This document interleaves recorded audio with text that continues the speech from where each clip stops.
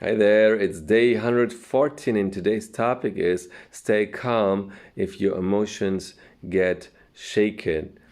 So we have so many times in our lives, and as we are used to have a certain kind of habit to deal with emotions, usually when something happens and we have some negative emotions, we get stuck. Definition that is used in communication to say that while you are inside this emotion and unable to feel anything else, you are not able to get out of this stuck moment and to see yourself from outside in order to maybe judge differently, to see, is there a reason to feel like this?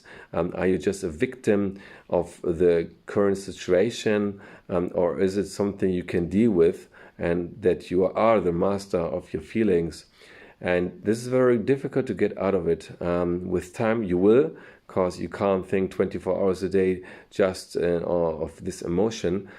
Fortunately, we are structured in a different way, but you can try to get sooner out of the stuck. And if you try to first do what we are teaching here the lately days and weeks, that you become the master of your life, not be a victim and of circumstances, of what other people may think, how you should live your life. But it's up to you. And when you're feeling that it's up to you to do whatever you want to, then you become more aware that, wait a minute, how is it that I feel stuck now? I feel this negative emotion. It's up to me to decide what I want to feel and to change my life if something happened that makes me feel bad. So this is a very big step that we are doing at the moment.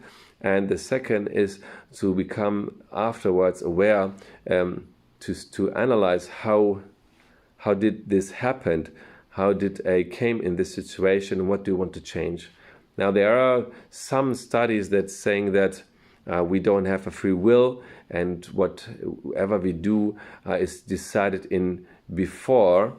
So you're only reacting, and your conscious mind is what gives you the impression that it's a free will. At the same time, I don't think that we're just victims of ourselves, that I can't do nothing, because if this would be the case, I would have to do nothing, and I can say, well, was not me fault, I did nothing, and well, God made this decision, or whatever. I think that we have the possibility of the conscious mind to think always, well, what did I do? And maybe I can decide to say, well, next time I want to do it differently. And although you may need several try to change something, finally you can change it. There's a friend of mine who is also in this group who went through a lot of difficult times lately, and she started to say that I want to live a different life. And she used these opportunities here and these ideas to try them out. And finally, had this different situation where she decided and she managed to act in a totally different way, in a way that gives her a perfect feeling that she is no longer a slave of the circumstances, but she has now the power to decide to act differently. And this is a very nice feeling. It gives you exactly this, what we are here for personal growth. So you always can try and decide what happened. And it's not only about bad moments, there are also great moments that we want to repeat. So there's the question, what did you do that you had this outcome? What can I do in order to repeat it? And by this always analyzing, looking back forward, we can decide in order to act in a different way. So it's kind of making this a habit of analyzing. So in order to the next time that you get stuck for a moment, you get out sooner. It's not about having control every moment of the life, because then it would not be a life, we would be a robot.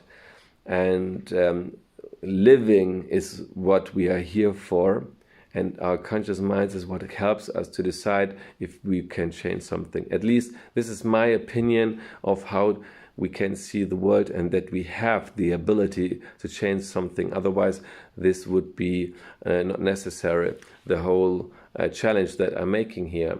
So try it out next time, and in order to become the master of your life in its own definition.